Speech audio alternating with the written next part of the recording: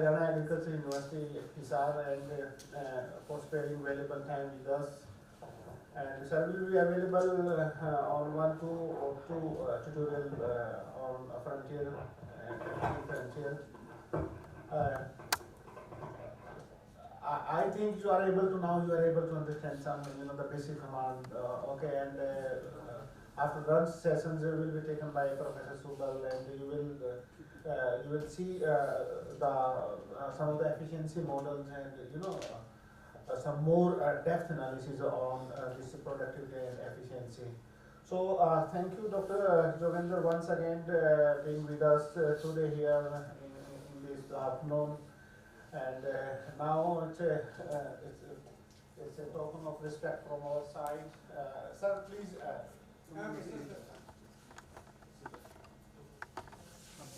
Jadip and Pooja, Manisha, all of them. Ali sir, please. Oh, okay. One photograph is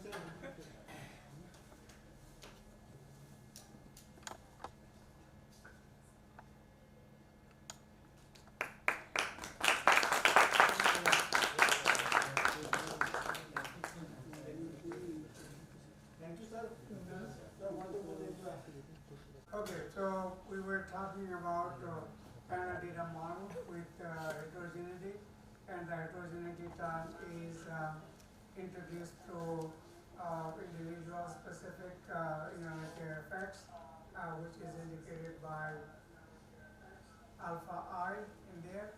So remember the graph that I was doing before, this one. So we have a separate intercept for individuals, and we call those as in independent data literature we call them as fixed effects. So they are fixed effects when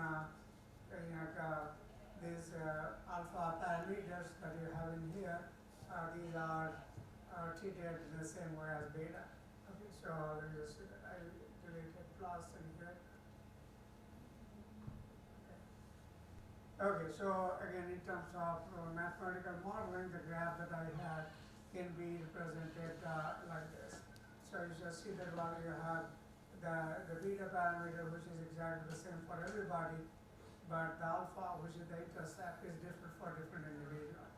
So, and again, there are two ways of doing things. The first one is to treat alpha I as fixed effects or fixed parameters, just like beta. Okay. So here again, you can think in terms of only one x or many x's. It doesn't matter how many x's are there. Okay. So what happens is that since there is one intercept for each I, and if there are too many individuals, let's say while you have a sample of 1,000, like farmers, or sample of 1,000 companies, you have to estimate 1,000 parameters for alpha, and then again one parameter for each beta, right? So that might be too much, right? I mean, computer can do it, because nowadays computer is so fast, it doesn't matter whether you have 1,000 or 10,000 parameters, it would be just very quick.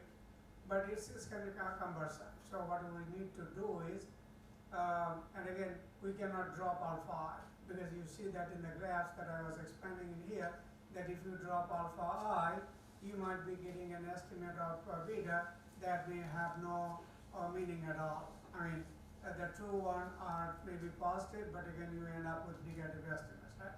So we cannot think of dropping those things. So the question is, how do we deal with this model where alpha I are fixed parameters, and we are not interested in estimating that many alpha? So what happens is that we think in terms of some sort of transformation, okay? That will get rid of alpha I, not just removing it. Okay, so I'm not talking about erasing alpha I, but doing some kind of transformation to the modeling equation 1 to get rid of alpha I. So there are two ways of doing that transformation. One is called within transformation. Okay, within transformation, and this is how the within transformation is defined. Okay.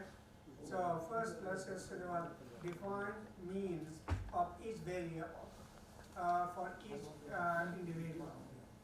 So you are looking at individual I, and you are defining the mean of Y for that individual.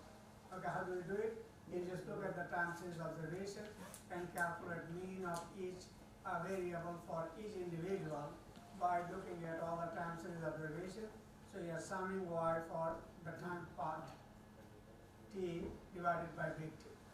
So again, for each company, we are looking at the time series observations, and then we are dividing by the number of time period. Okay. So this mean in here is specific to individual. It's not the grand or overall mean. Okay. So the mean is specific to each individual. Okay.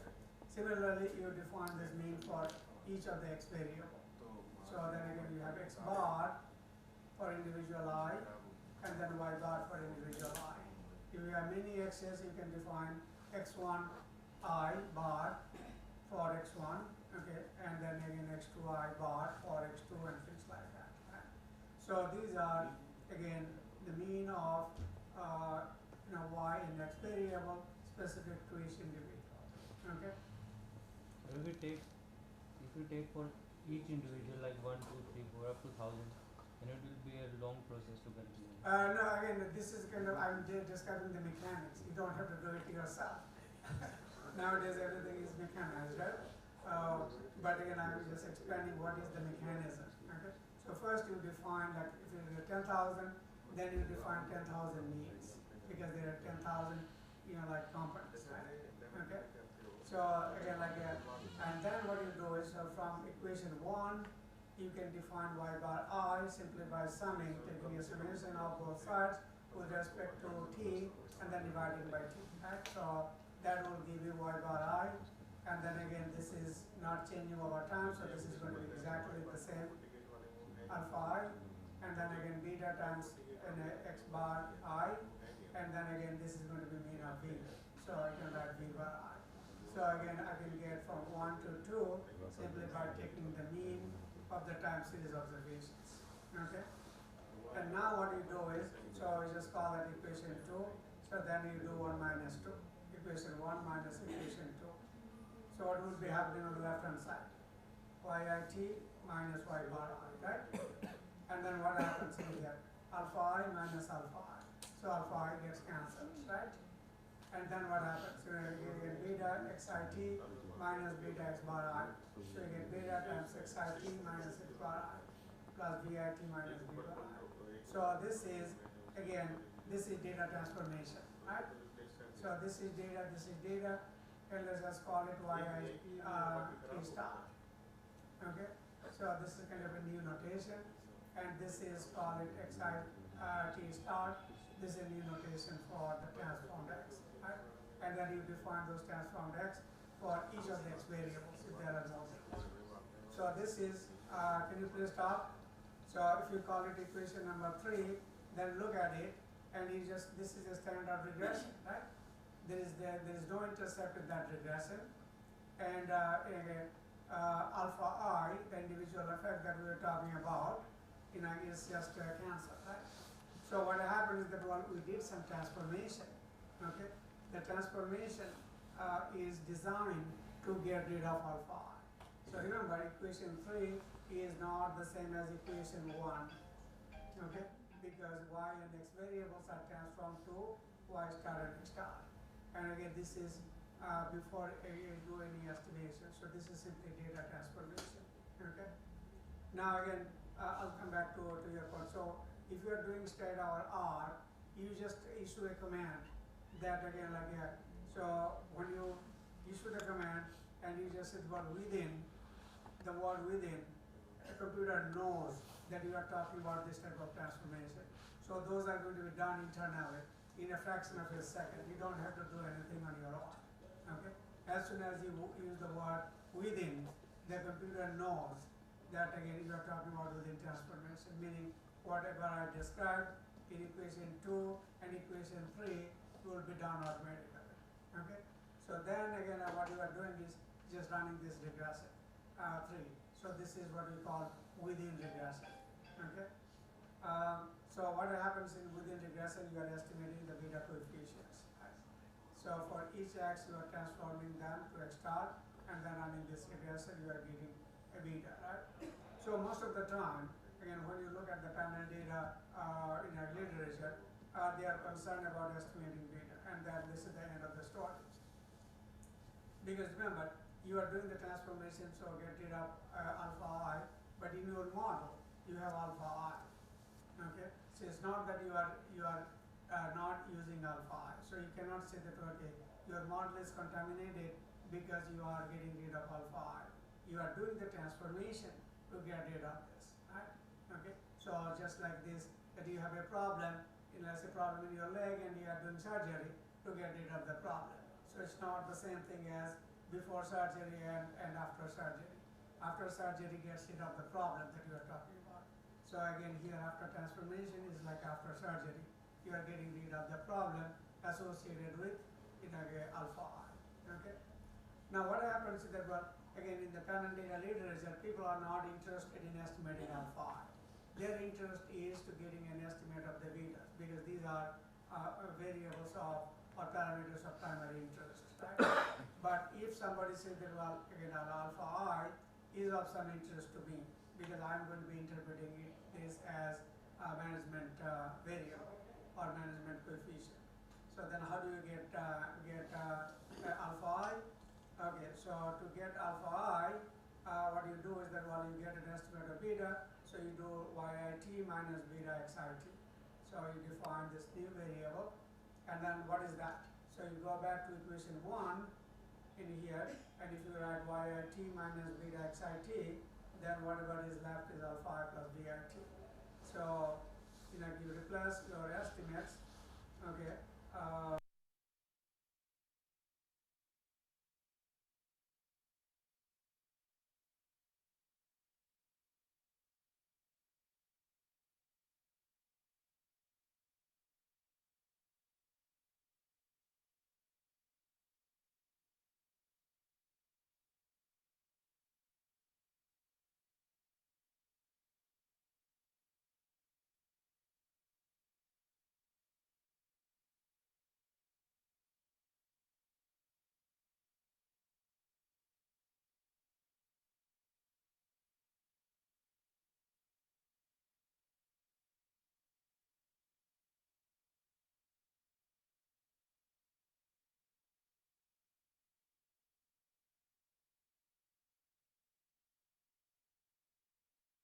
So that's basically with the transformation you get, and then again if you want you can get an estimate of alpha. Again, you don't have to do any of these things manually. Again, as soon as you use the command within, it will give you the estimates of beta. Okay, so again, I guess, well, I mean, Dr. Joginder will be talking about those things, how to do that instead. If he doesn't have time or something, then again I can do those type of things myself. Okay, so this is again the mechanics. As I said, well, when you teach econometrics, and again you take the whole class, right? Talk about it 1 hour, and you go to the computer, it's in 1 minute. Okay, so the question is that is there any point in talking about those things? I guess yes, because you need to learn the tool, right? Whenever we just said, well, do you need to learn how to add or subtract or multiply? Some people will say no, because we have the cell phone now, right? You just press the button, get to the calculator mode, and then you do whatever you want to do. So do you want to teach your kids to do that? No. You just say, well, you need to know something, right? Otherwise, what happens is that, well, you just go to checkout counter, especially happens in the US. I don't have that experience in India. And then again, if the computer is off, they say, well, no, we cannot do it. They say, well, look, you see the price, and they say, well, there is a debate of 20%. What is 20% of 80? They say, well, we don't know. I'm weak in math. And then again, like I try to teach everybody in the family that, well, this is simple. You just multiply those two and then change the decimal. Right? This is how I learn, and this is. But again, this is kind of, some people have the mental block, right?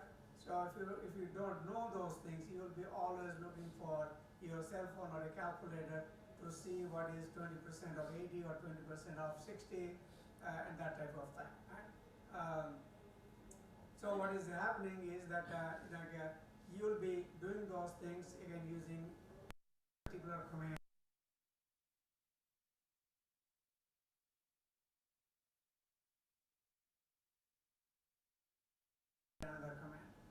predict, and then again you just talk about alpha I, and then the computer will give you those alpha I's, right?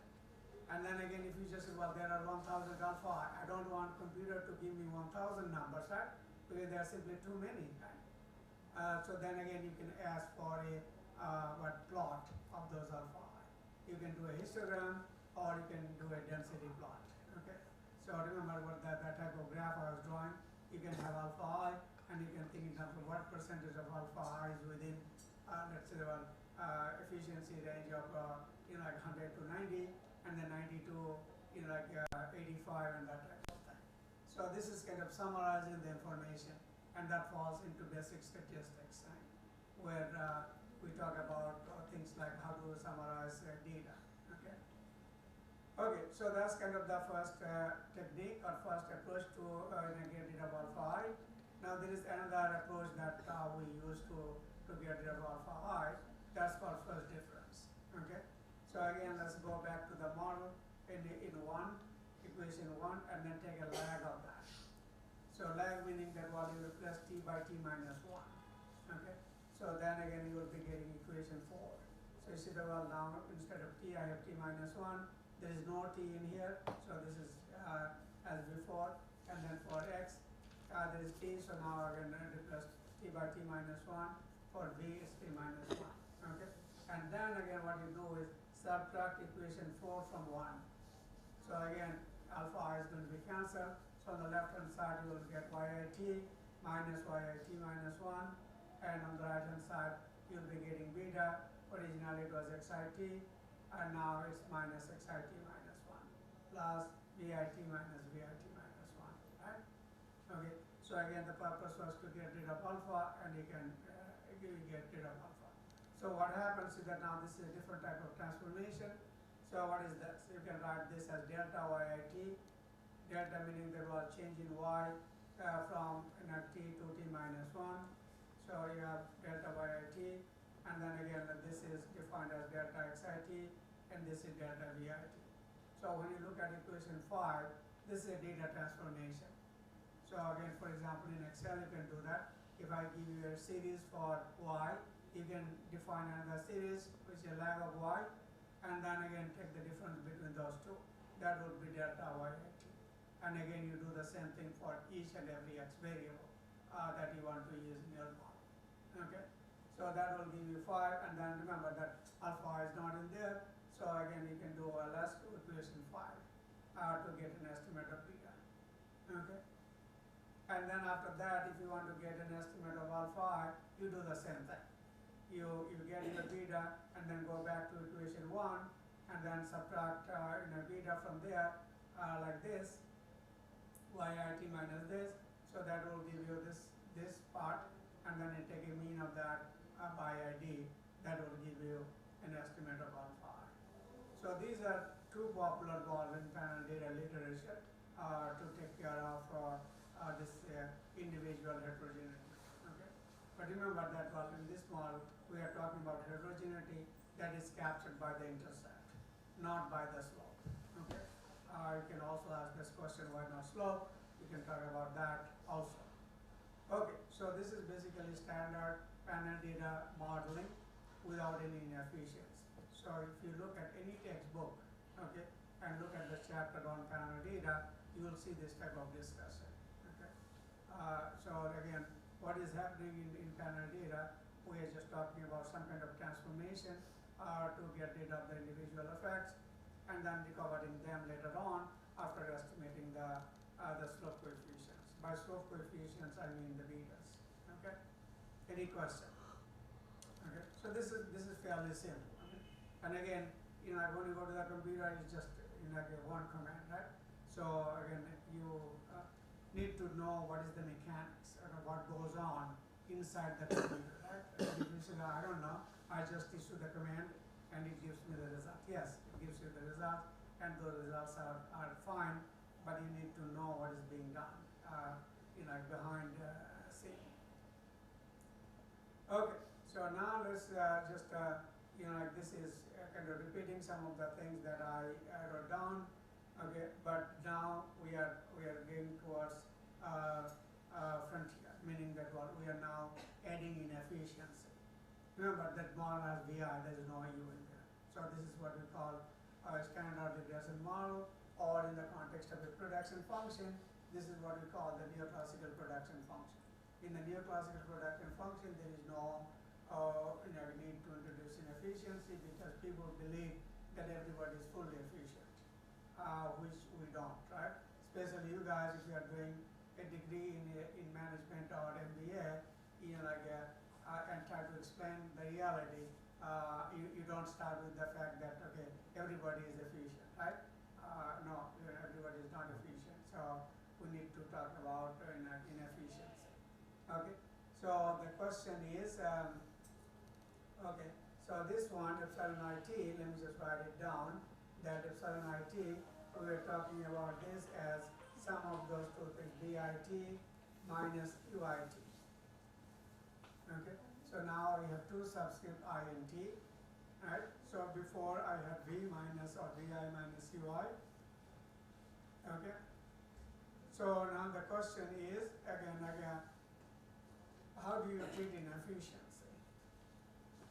Okay, do you think that, well, it should be treated as IID, that is independently and identically distributed, or you want to put a structure on it, meaning that what is happening to inefficiency over time?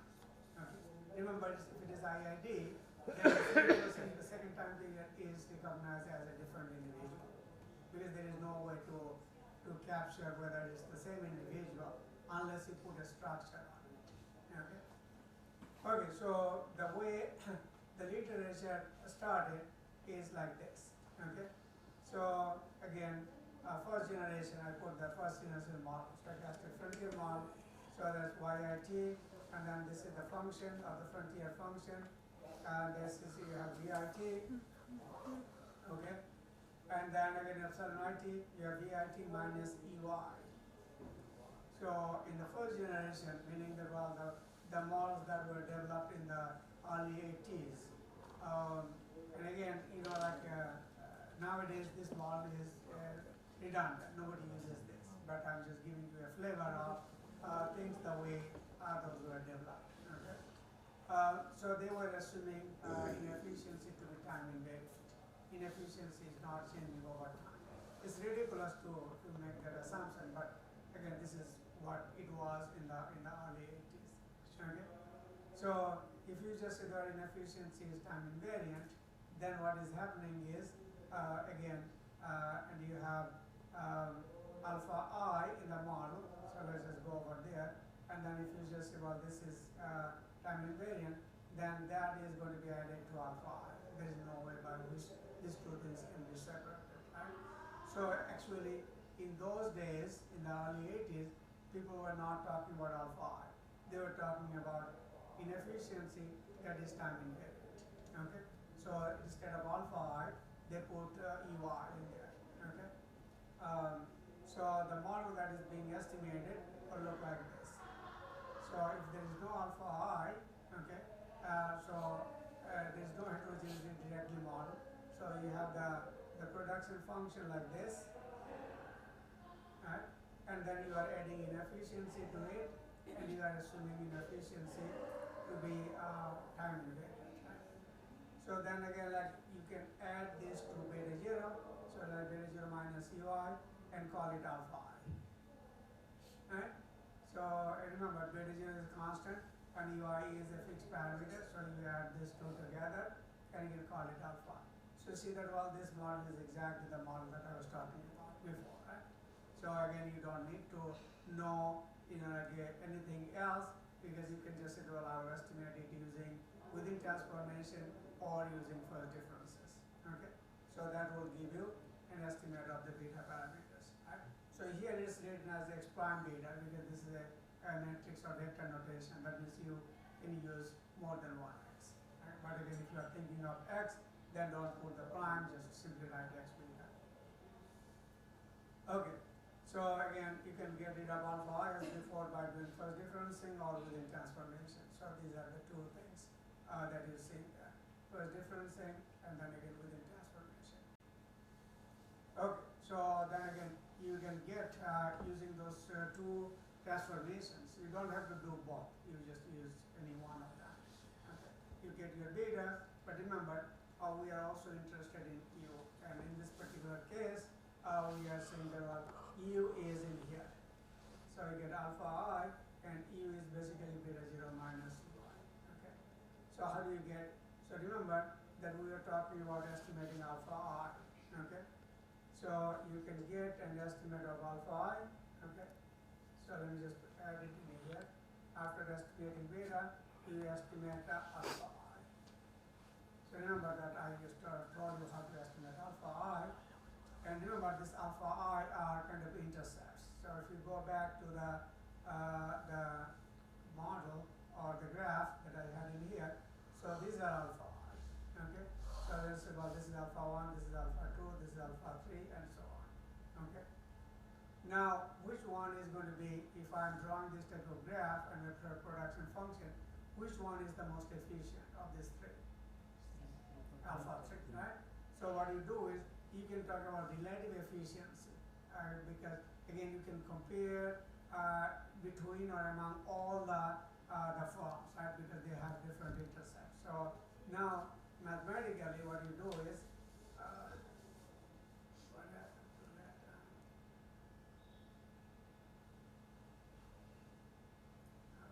This is good.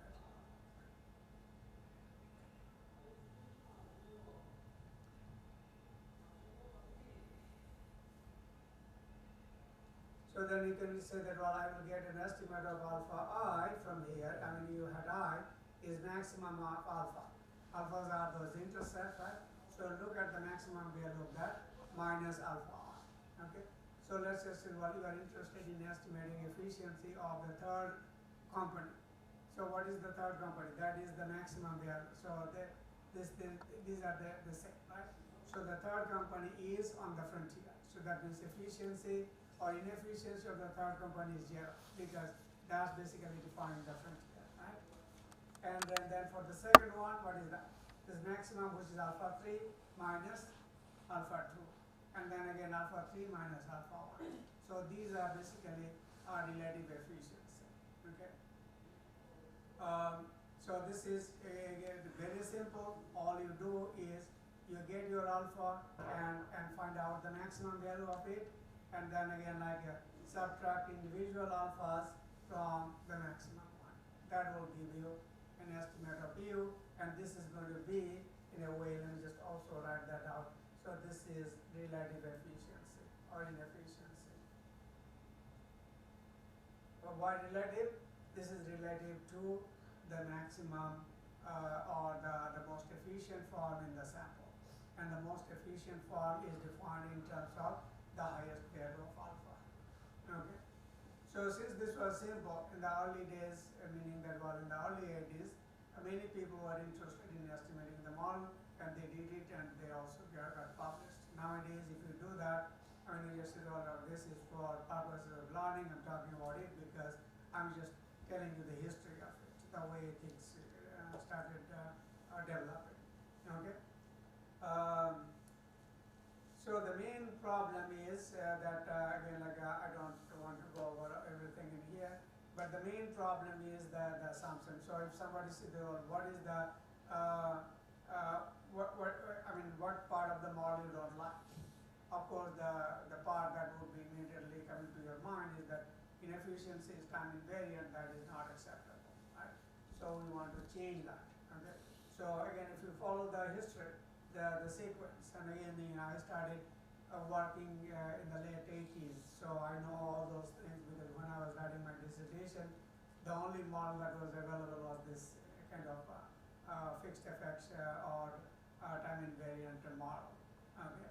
So what I did also is something similar to that, because nobody knew that there would be the development that we are now talking about in the 2000 or 2010 or 15 and that type of thing. Okay. So first thing, that before I go to that inefficiency was treated as fixed parameters, right? So there is also a literature where inefficiency can be assumed to be random, meaning that alpha UI that you are talking about, okay, I treated those as fixed parameters like beta, right? You can say that your V is random,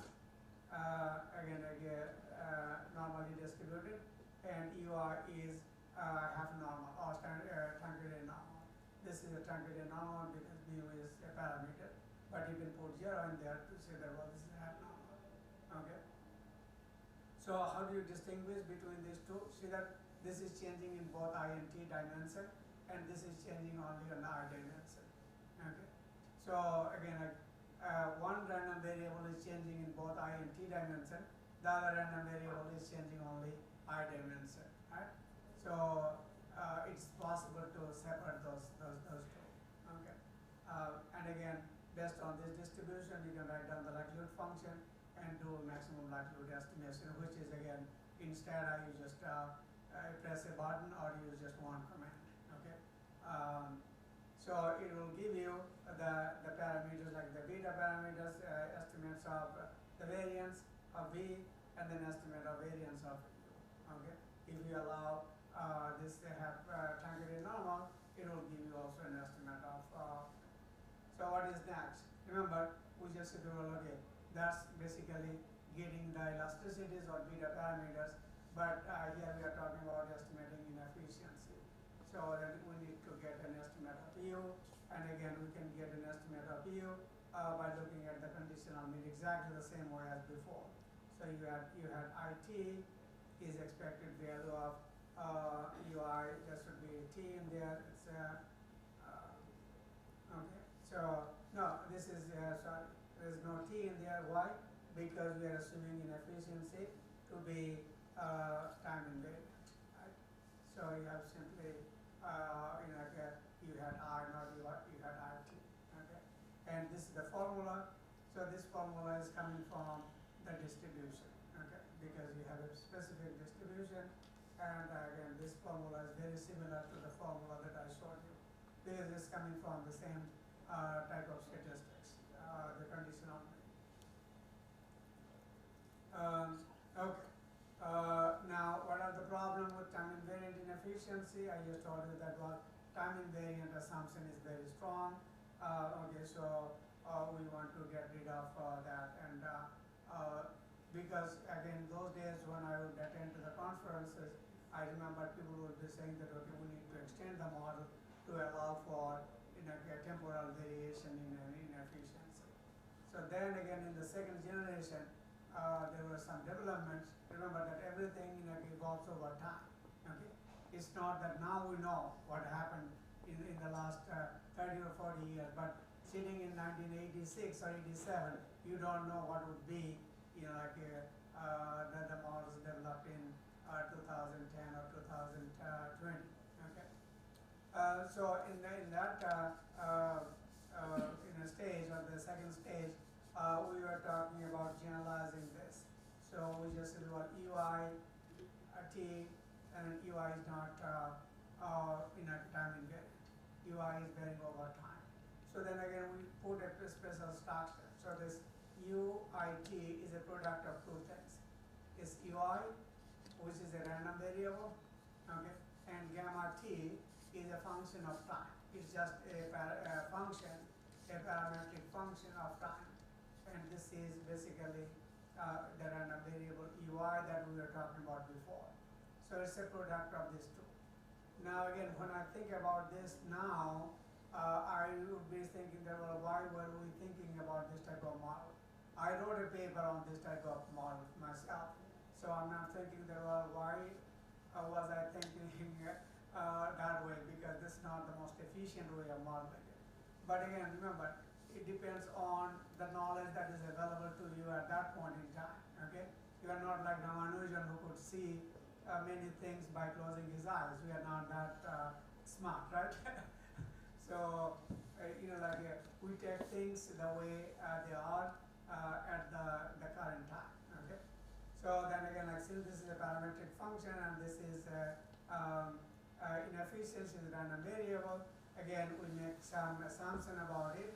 And again, there are some, I told you that I wrote a paper on that, so I assume gamma T, this temporal variation of over time like this. There is a paper by Lee and Smith who had a different specification, and Betis and Coeli, they have a different specification. Okay. So there are different versions of the model, but they were all talking about temporal variation in inefficiency the differences is in terms of how you model that temporal variation. Okay, so again, like you don't have to restrict yourself to this because these are all published. But now you can think in terms of many other functions. There is no restrictions. Okay. Okay. So again, you define the likelihood function and then go through the same thing. Define the likelihood function, get maximum likelihood estimate of the parameter, and then get an estimate of inefficiency. So first you get an estimate of UI. So again, you can get an estimate of U hat I, but remember that's not entirely inefficiency. Inefficiency is the product of, so then you get U hat IT, which is equal to, I think you cannot see that, gamma T hat, estimate of that times U hat I. Because gamma T is a function, deterministic function, it has parameters, right? So you estimate it along with the beta parameters, and then again get an estimate of U using this formula that we were talking about before, and then you take the product of those two things to get an estimate of inefficiency. That would be varying over time. But remember that temporal variation is exactly the same for every individual. So you start with different point in time. So you all start with different point in time, but the way you move over time is exactly the same because gamma is exactly the same for each one. Okay. So this model was not that flexible, but at least it allows you to move over time, and it allows you to start with different points in time. Okay, because you start with I, okay, and then again second person, third person, fourth person, they are starting from a different point in time. I mean different level, and then you go, okay, in the same way. So again, as I said, well, this is also not very good because the pattern of change over time is exactly the same for everybody. Okay, that's number one. And number two, which is most important, is this one, that it cannot distinguish between inefficiency and heterogeneity. Remember, before I start talking about inefficiency, I start talking about alpha I, and I was explaining them as individual heterogeneity or individual idiosyncrasy. That has nothing to do with inefficiency, right? For example, if I'm looking at the data from different states of India, then again your alpha I would be state-specific effect. People in one state, people in Haryana might be doing things in a different way compared to people in Bihar or West Bengal, right? So that is not part of inefficiency. That is the way different individual reacts. Okay. So we wanted to separate those things from inefficiency. So then again, the main point in here is that how can we distinguish between inefficiency and individual heterogeneity? So the model that I have talked about, first generation, that's very, very bad because their individual heterogeneity is treated as inefficiency, again, which should not be done. And again, even the second generation model, there were no treatment of individual heterogeneity. There is no the model does not capture that. Okay, so then again you start thinking that how can we include individual heterogeneity into the model? So this is again like people in research, you start looking at a particular model and then thinking that what is the problem with that model? How can that be extended, right? So again, going to conferences, people will be talking that this is a good thing that we are not talking about individual, variation over time. But again, the models are still bad because it cannot capture heterogeneity. Because again, people who are not doing efficiency, but people who are doing finite data econometrics, they will be saying that, well, okay, what is new in there? You are treating, you are saying that inefficiency is individual effects. I mean, they won't buy that, right? So then you have to separate. You have to have a model in which the inefficiency term is separated from heterogeneity. Okay. So that was kind of a big challenge. Okay. So it took quite a while, and every time I teach a panel data course in the PhD level. So whenever I used to do that, it would be coming to my mind. I say, well, this is not acceptable. But I had not been able to come up with a specification that will separate those two things. Okay, I did something, but again now it is the model that is popular is called used by Bill Green. Okay, so this model that I'm going to be talking about now is called third generation. This model can separate individual heterogeneity from inefficiency. Okay. So Bill Green wrote the paper, but again, as I said, well, I did also some work that is very similar to that, but for some reason or other, it's Bill Green who gets the credit for developing this model. Okay, so what is the model? So remember that again, this part, if you look at this first part of this, okay, so let me just highlight. So up to this is the model that I started talking about after lunch. Okay, and we have alpha I, xit beta plus bit. So this is the model that you will see if you open any textbook on panel data or any chapter on panel data model. Okay, and then what is happening? Then we are adding this inefficiency term, right? Okay, so now again, at least we are saying, look, you have individual heterogeneity and you have this inefficiency. Okay, so again, in terms of writing it out, it looks perfect, right? But then remember, it's not writing it out. You have to show that well, this model can be estimated, right? Or in other words, you can separate alpha I from inefficiency, right? So that is like non-trivial. Or that was basically again a problem. Why it took such a long time to come up with this type of model. So let's just, before I go to this type of thing, let me go back to this. Let me just see whether I can write in here. I think it would be better if I open a new page. Okay. So let's just look at the model, okay, that you have in here. Okay. So this is the model. And remember what we did before. We talked about getting rid of alpha by doing within transformation or first differentiation. Right? Okay. So let's just say that well, when we are talking about in a first differentiation. So in first differentiation, what did we do? Okay, we wrote it out like this: delta yit. Let me just write it out, and then I'll move the scale. And then again, if you do that, alpha is going to be cancelled, and you get delta xit beta plus delta vit minus delta uit. Right? So this is how the model will look like if you do this first difference thing. Right? So what happened before was that this term that you see in here was not there.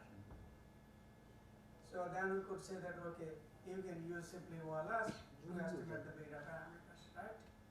Okay. Now what is happening to this UIT? Now remember that you are delta UIT. So what is happening is this, that UIT is non-negative because this is inefficiency, right? So again, your UIT minus 1 is going to be also non-negative. Now what is this?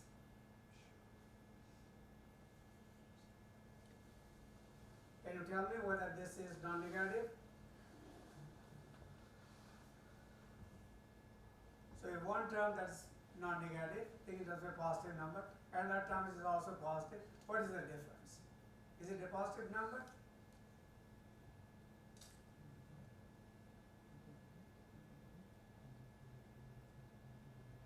Okay, think in terms of two positive numbers, you are taking the difference. Is the difference positive number? Yes? Yes. No? Not necessarily. Because you can say that well, one is 2, the other one is 3. So what is 2 minus 3? The negative number, right? So individually they're positive, but when you look at the difference, then again it may not be positive. So the point is that well, this is half normal, and this is also half normal. So what is the difference between two half normal distributions? Okay, it's not half normal. But what is the difference between two normal variables? That's normal. So again, the good thing about normal distribution is that if you add something, you subtract something, then again it's still normal, right? So it's very flexible in a way. But again, the other distributions are not that flexible. So what was kind of a problem is this, that we know that this is going to be normal, okay? So if V is normal, then delta V is normal, okay? But this is not half normal. So then again we are stuck. That while we know how to write down the likelihood function for a normal and half normal, but again since we don't know what the distribution is, do you know what, it's not half normal, we know, but what is it?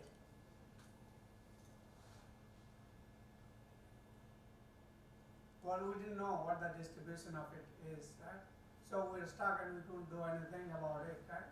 So this is also, when I look back and think about it myself, this is where I also stopped, because I couldn't figure out how to proceed, because I don't know the distribution of UIT minus 1, and therefore I cannot figure out what the distribution of the whole thing is going to be. Okay. Now what happened is that, well, now Bill Green didn't solve this problem. What he did is that, well, he treated this UIT as a fixed parameter, right? So if UIT is a fixed parameter, then again you can think in terms of, okay, so what he did is, he didn't look at this transformation. He looked at this model like this. So think of this as parameters. These are parameters, and again this is normal, this is half normal. So if you can estimate this equation directly, there is no problem. So the only problem is that, well, there may be a big number of alpha parameters, right? If the number of components is 500 or 5,000, then you have to estimate 5,000 parameters. And estimating that many parameters in maximum likelihood is a real problem. But Bill Green, he's also a programmer. So he came up with some tricks in the programming, and he showed that, well, the method will work no matter how many alpha are there. Okay. So then again in 2005, the paper he wrote, he talked about estimating them all using fixed effects for alpha I. Okay. So then he called those as true fixed effects. So TFE. Okay. So again, when alpha I are fixed parameters. So then again, like, he can use this standard technique that V minus U, one is normal, the other one is half normal. We know what the distribution of these two things are. Okay. So again, like, there is a closed form expression of the likelihood function, and he just estimated those. Okay. And then again, like, he also did something called true random effects, right?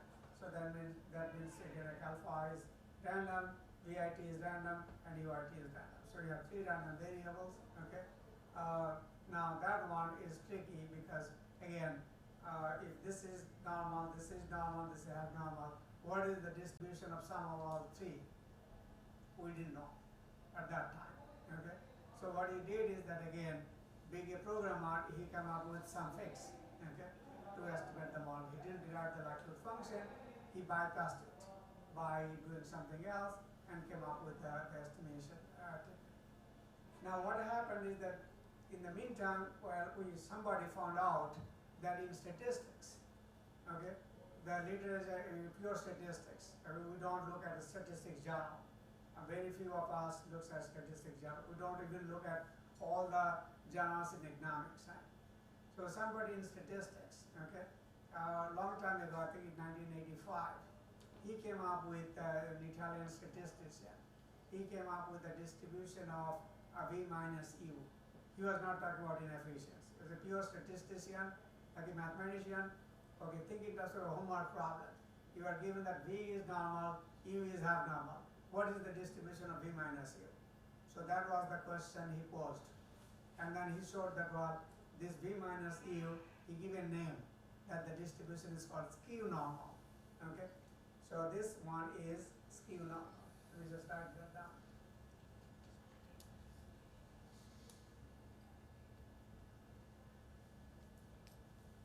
So this is a name that is given to this distribution, which we didn't know. So when I was writing the book, okay, so it's published, first book was published in 2000, we didn't know the existence of this paper. So again, in the book, we never used the word skew normal, because we didn't know that there is a distribution like that. Okay. But the advantage of knowing that this distribution, helps you in figuring out a lot of those things without doing the integration. Okay, because he derived all the properties of the distribution. What is the mean? What is the variance?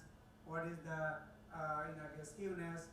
All those things are derived, so you don't have to do those things. So then, when I realized that somebody has done something, that we are doing it in just like rediscovering wheel.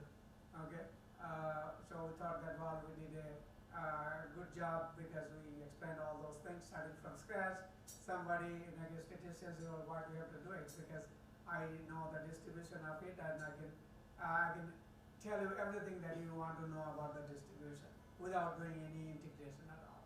Okay. Okay, so that was the first thing that we learned from, and then people started looking at the statistics literature or following those people who did that thing. Because if you work on something, it's very likely that you will continue working on those things. So this person, Azzalini, okay, is a statistician from Italy. Okay, he started with that, and then he had many follow-up papers. Okay. So then again, like this one. Okay. So coming back to this alpha I, this is normal. Okay. So if alpha I is normal, it's already highlighted. Okay. So alpha I is normal. This is normal. This is abnormal. Okay. So then Azzalini, along with some of his co-authors, which were his students at that time, they come up with a distribution. Okay. So they also give a name for that, right? So you have three random variables. Okay. One is normal, going in 2 dimensions. Another one is normal, going in 1 dimension, and this is kind of half normal, moving in both dimensions. And then this is this 3 things. So alpha I.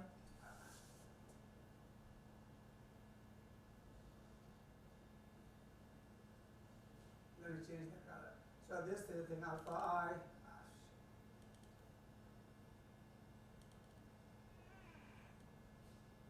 So these 3 things, alpha I plus BIT minus UIT, okay, and this is normal, this is normal, this is half normal.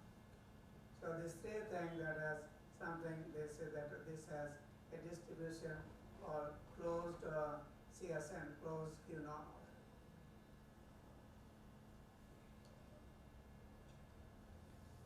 Okay. So they are coming up with new distributions. Remember, the distribution we know.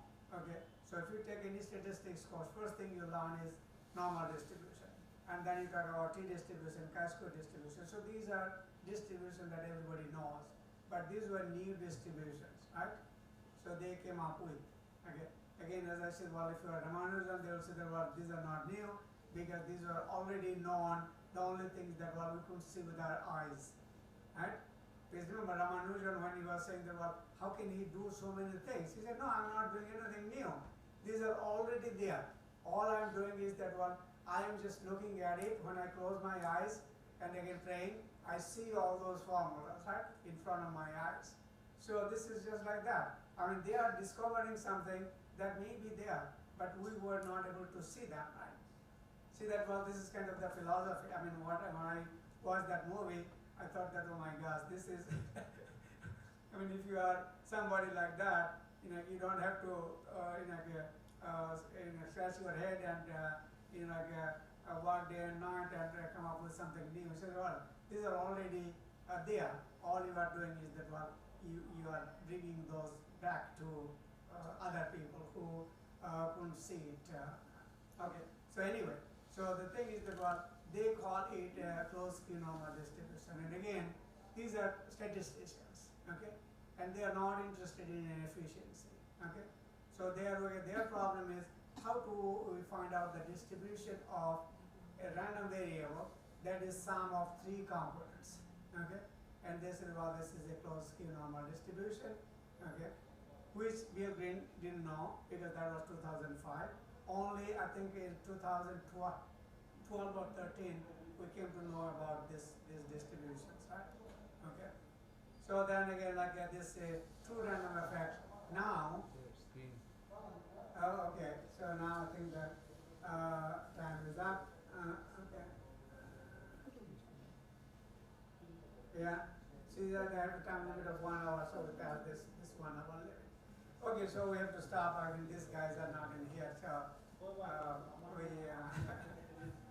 there's a tea or coffee break. I assume that you will be coming back because I see half of the people are already gone. So tomorrow I don't know how many people will show up. But being this, I think he cannot do anything, right? There's a time limit of 1 hour, right? Okay. So then let me finish the train of thought. So what is happening is that this 3-component model, now when you go to STATA, okay, so now this is all known, right? So this is all programmed. So if you go to STATA, you just can do TRE using Bill Green's approach, or someone else who did this close-normal distribution. So all these things can be done by pressing one button. So you put fixed effects, TRE, TFE, one after another, and you get all the results in a few seconds. Right? I mean, this TRE takes a little bit of time. It's not instantaneous. It takes a few minutes depending on how many data points you have. Okay. So then again, like this is one thing. Let me just see. Should I continue for a few more minutes or just stop it here? Okay. So then again, like what is the problem with this point? So remember that every time you see something, you have to think. If you are doing a research, that is there anything that is a problem with this model? Okay. So then again, like think in terms of this. So you have individual effects, which is good. You have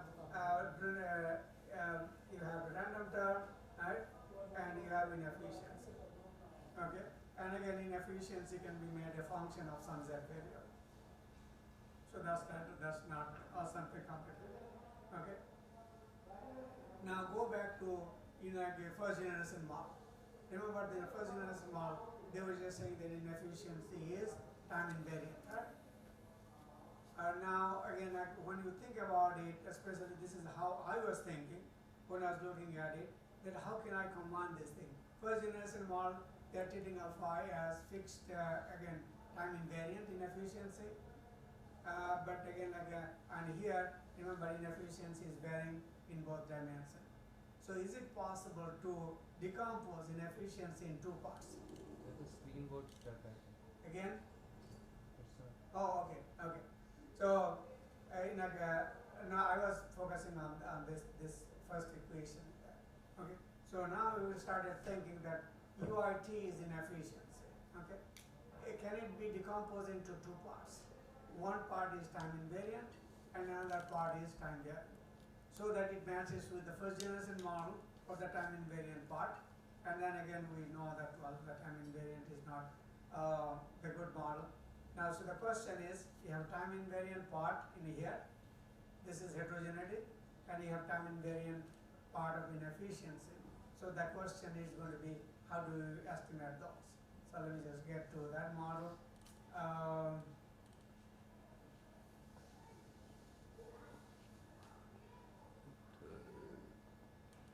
Okay, so this is what I call 4th generation model. This is the last one because after that, I mean, we have not been able to come up with anything new. And this is also quite old now because these papers were written in 2014. Okay, and this is now 2025. So again, again, I don't know which dimension you want to go, and at least I'm not able to think through and come up with any new direction. Okay, so then again, what is happening is that, well, this part is again the standard. If you go and look at this part all the way from here to this is the standard panel model, right? You have alpha, think of those as individual effects, and you have VIT, the noise. And then if you look at the second part, okay, so then UIT is inefficiency, that is varying over time.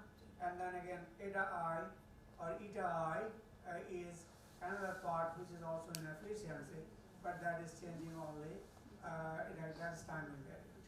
So this inefficiency, sum of UIT and eta I is the overall inefficiency. and that is decomposed into two parts. Okay, so this is what we call four-component model or four-generation model. Okay, so what is the problem of this model, or in a problem in identifying or estimating this model? So the thing is that, well, you have eta I, which is varying only over cross-section unit, and you have alpha I. So the question is, how can you separate these two things? Okay, because if you have two variables, right, and then again, right, you cannot use x same x twice, right? So this is the same thing, right? You have alpha I, and if you put a dummy variable for alpha I, you cannot put the same variable twice in eta I. So the question was identification, separating alpha I from eta I. Okay, and that was again holding us back for many years. Okay, at least for me, I have been thinking about this model for many years and not able to solve it. And then suddenly it clicked, and I said, well, this is so simple that you're like, why I was not thinking at that direction. So this happens. What happens is that, well, I should say that, well, this is really easy to identify. Easy because when you figure out the solution, and you say, well, this is so simple. Okay, so how do you do that? Okay, so again, there were several papers written in the same year. You can see that this is Columbia et al. This is the Italian guys, and this is B, and then again like two other co-authors, and this is D, and again like another co-author. This is a Bayesian paper, and again these are Bill Green and another co-author, because they come up with an algorithm which is easier to estimate. Okay, so anyway, so let's just see or try to explain it in a way that let me see whether I have those things or not. Okay, to explain it in a way. Okay. Oh, let me see.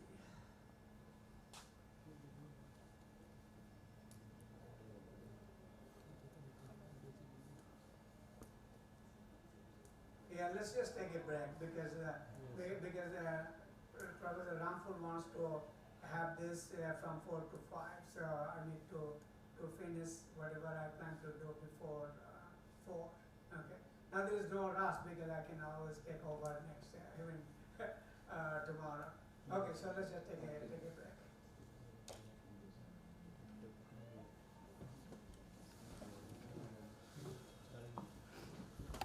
Like, 10 minutes to wrap up. Yeah, this is here. So just wrap up this four-component model. Can you all hear me?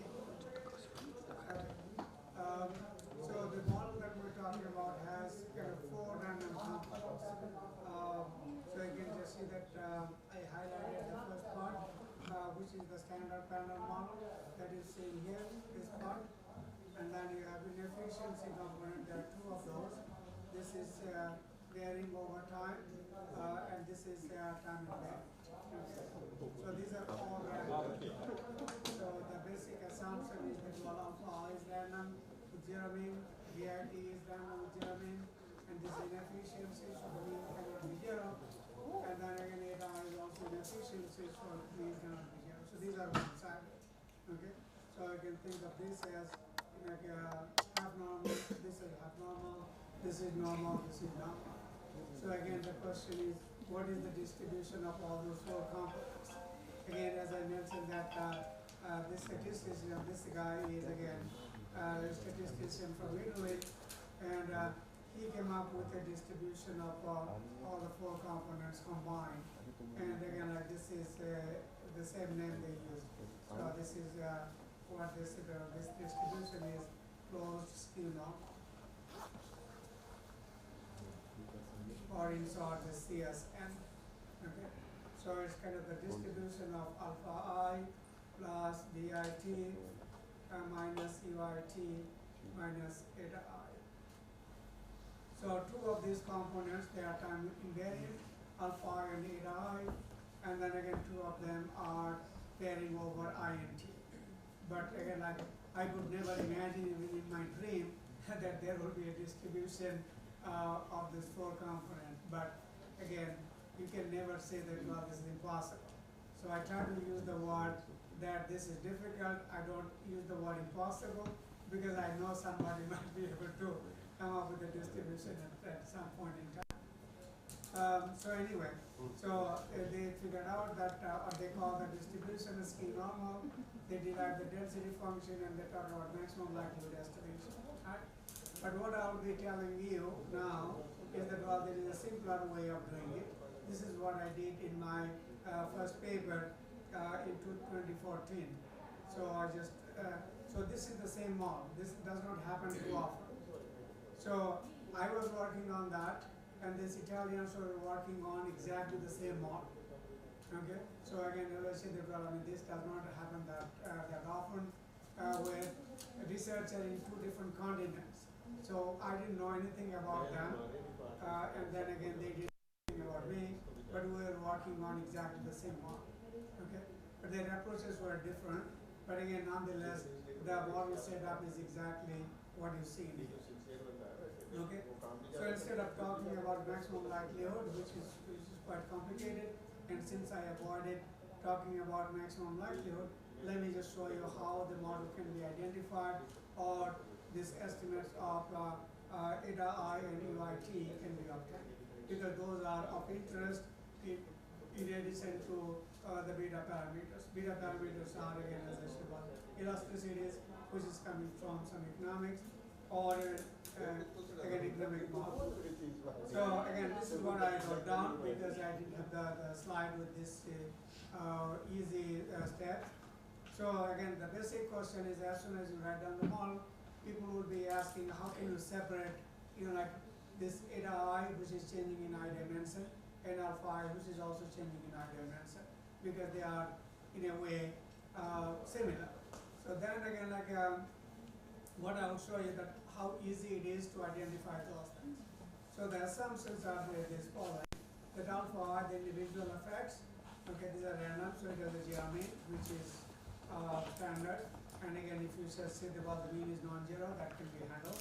But there is no reason to believe that individual heterogeneity is going to be in a non-zero mean. Okay? But again, non-zero mean can be handled.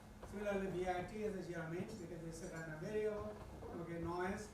And again, if you don't like, you can make the mean non-zero, but again, it doesn't have any consequence at all. Okay. So the important things are in here. This eta I, this time invariant inefficiency, since this is non-negative, it has a non-zero mean. So I'm just writing this as well. The mean is equal to A, where A is some unknown parameters.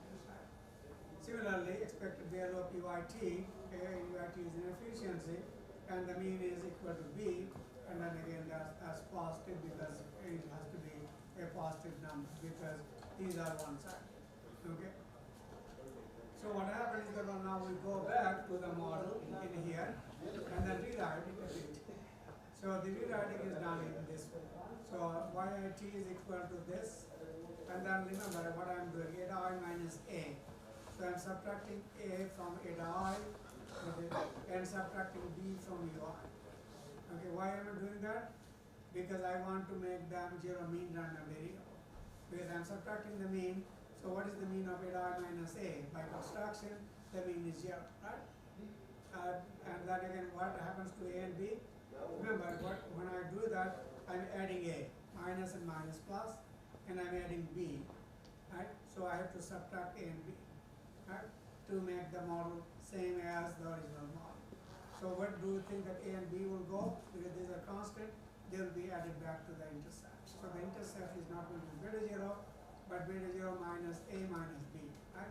So I'm calling that beta 0 star, okay? And then again, you have XIT beta, and then let's say all these two together, alpha I minus, so this has a zero mean, this has a zero mean by construction. So these two together will have a zero mean random variable, which is changing in the I dimension, okay? So let's call it alpha I star, okay? And this is also, this is zero mean by assumption, this is zero mean by construction, okay?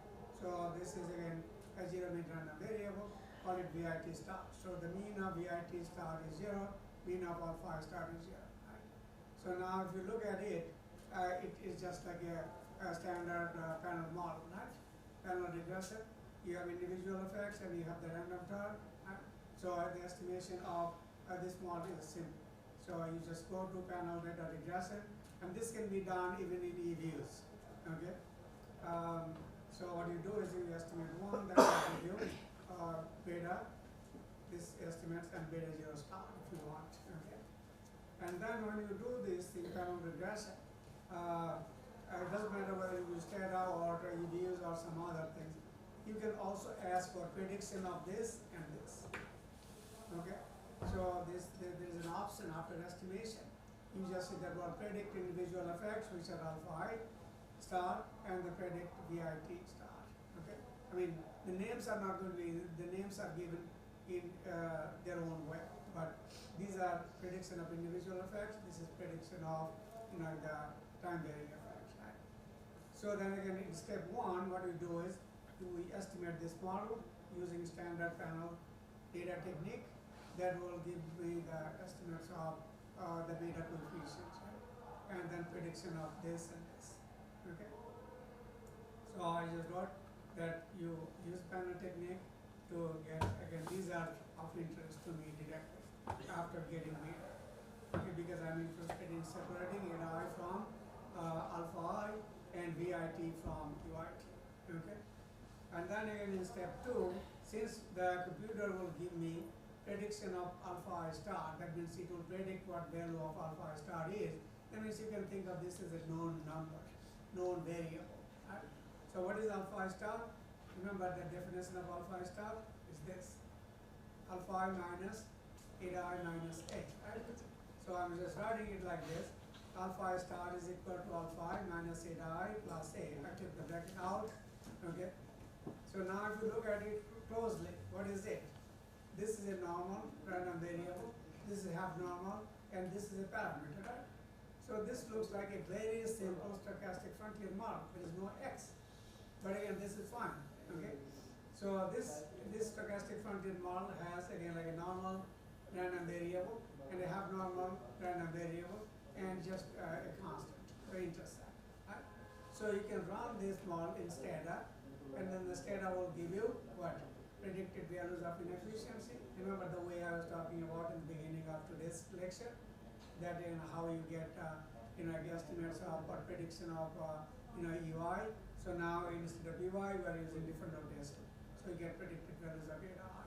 So now you can see that I can separate alpha I from eta I because they have 2 different distributions, right? So I'm not looking at all the 4 things together. I'm separating this thing, and this is the whole idea. Okay, because if you're thinking in terms of all the 4, there's no way. Okay, you'll be always saying, well, I'm lost. I cannot figure out how to get out of that. So I can get an estimate of eta I. That means I can separate alpha I from eta I by using this distribution assumption or doing this stochastic frontier on this very, very simple model. Okay. Okay. Then again, we go to step 3. And what is step 3? Well, you get a predicted value of VIT star. Because remember, when I run the stochastic frontier, I get, panel model, I get alpha I star and I get VIT star. What is VIT star? Okay, let's go back. This is VIT minus UIT and then minus minus plus BI, right? So I'm writing VIT star is equal to VIT minus UIT plus B. And remember, this is a predicted value, that means this is a number, right? Data will give you 1 value for each INT, right? So this is going to be kind of a new variable that is being created after you estimate the model, okay? So now again, like the assumption is that VIT is normal, this is half normal, and this is a constant, right? So this is also a very simple stochastic frontier model, right? You have a normal random variable, you have a half normal random variable, and there is no regression other than the intercept, right? So this is the simplest possible stochastic frontier that you can think of, right? So you run this thing, and then that will give you a predicted value of UIT. That's all. So again, in step 2, you get the predicted value of eta I, and in step 3, you get predicted values of UIT. So both transient or time invariant inefficiency and time varying inefficiency can be estimated from that model. So you need 3 steps. Okay, this is again the simplest possible model or simplest possible way of showing how you can identify and how you can estimate these components. Right? And then again, the first step is just a panel, standard panel regression. So this one is the simplest out of all three different specifications that are used in the literature. So I just told you that there were three papers published simultaneously. Okay, one is this Columbia et al. That uses the CSM. That's the most complicated or most difficult formulation because it uses maximum likelihood and it's very, very difficult to estimate. Bill Green, what is that? That reference comes next. Bill Green came up with again a procedure to estimate this model, and he said that well, this is not that difficult. Although when we published the paper, Bill Green was in the conference and he says that this model is too difficult to estimate, right? And then he figured out how to estimate it easily. And in the next conference next year, he said that well, this model is very simple to estimate. I started laughing because I was present in both the conferences, and I said, well, how come last year you were saying that this model is too difficult to estimate, and now we figure out a way to do it, and you just said, well, this model is quite simple to estimate. So anyway, so these models are like in STATA, you can get this four component model the way we estimate it because we provided the STATA code to everybody, how to estimate it in simple ways. And many people like this thing because you don't have to deal with this in a closed skew normal distribution because you don't know what it is. It's very, very technical specification of the distribution. So whenever I talk about it, I always go by this because I know that this way I can convince everybody who has basic, very basic econometrics. Even my undergraduate econometrics student, okay, I don't teach it there, but again, like I teach a little bit of panel data in that class, and they can also understand that. So then again, what is happening is this four-component model. This is the last generation, and we don't have anything beyond that yet.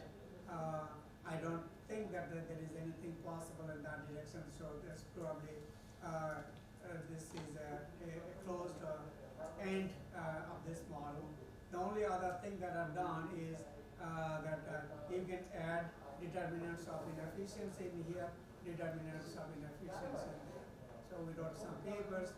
I have a paper with a co-author where we did this UIT is a function of some z variable, and then eta I is also a function of some z variable, but they are different. Because remember, eta I is going to be time invariant. So you need variables that are not changing over time. And for the z variable in here, you need variables that are changing in both I and t dimensions. Okay? So this model is quite data hungry. You have to have a lot of data. You not only have your x variable, but also two sets of z variable. One is changing in both I and t dimension, and other is changing only in I dimension. Okay? So there is no scope of improvement in this fourth generation model. Well, I mean, I have been thinking about it, and then again, the only improvement we did was that you add. No, I know the time, so there will be no break, so he can take over right after me, which is like 5 minutes. So this is, you can add determinants of inefficiency, that's one thing. And then the other thing that we did is again, relaxing the distribution assumption. Because this is also always a sticky point that while you identify through distribution, and there are many people. Because there are critics, I mean, for good reason or bad reason, they always look for holes, right? That well, your model has some problem, because their job is to find out, like what is wrong. There's nothing wrong with the distribution assumption or right. But then they will say that, well, how do you know? Okay, so then again we have a specification which is exactly the same as this one, but instead of assuming this to be abnormal, this to be abnormal, we just said, well, these are functions of some z variable, and then again we just scrap the distribution assumption entirely. So there are again some models like that that are published also a few years ago. So again, like coming back to your question, again, no, I don't think I'm not thinking in terms of anything new on that, But whenever I present this type of thing, I always say that well, people who are not familiar with this, they might come up with something because they will be looking at it from a different angle. So like when you are driving, I gave you this example. That means, if it is unknown, that you will be focused on the road. You won't be looking around, right? But the passengers, right, they can look at in front, whether you are getting too close to the car in front, or they will be also looking around, and so they have much better visibility. Okay, so this audience again, they have better visibility than me because I'm focused in one direction, and that direction is specifically just talking about this things. But again, I mean, you can think in terms of adding more components, but that's it's already too complicated, and so maybe it's just time to go in other directions, and those other directions I was talking about is just to get rid of distribution assumption and doing some fancy econometrics. So and there are people working on those, and I have also done something about that. Okay, so that is basically the end of the lecture on panel modeling. So tomorrow, I think what will happen is Professor or Dr. Joginder will talk about some of these things. If he does not have any time to finish those things, then I will take over. Because the important thing for you, again, is just to see whether or how you can implement some of those things. Unfortunately, you don't have anybody working on any project. It would be kind of interesting to see whether somebody has any project, meaning that well, they have data, so we can upload the data and do something. But that is not possible, okay, because you don't have any project that you are working on. Okay. So what we have to do is we have to look at some of the set data that I have provided, and I'll be using some of those things. Okay. But again, like if you have any questions, because I keep on asking you that again, you may not have the data, but you might be thinking that well, you can get data on, let's say there are companies on something, or agriculture, or something like that. Feel free to ask. Don't ask me that well, whether I have any data. I'm here to ask you that question, whether you have access to some interesting data that I can work with some of you and that type of thing. Okay, so I'll stop it here. Okay, so you can now jump in.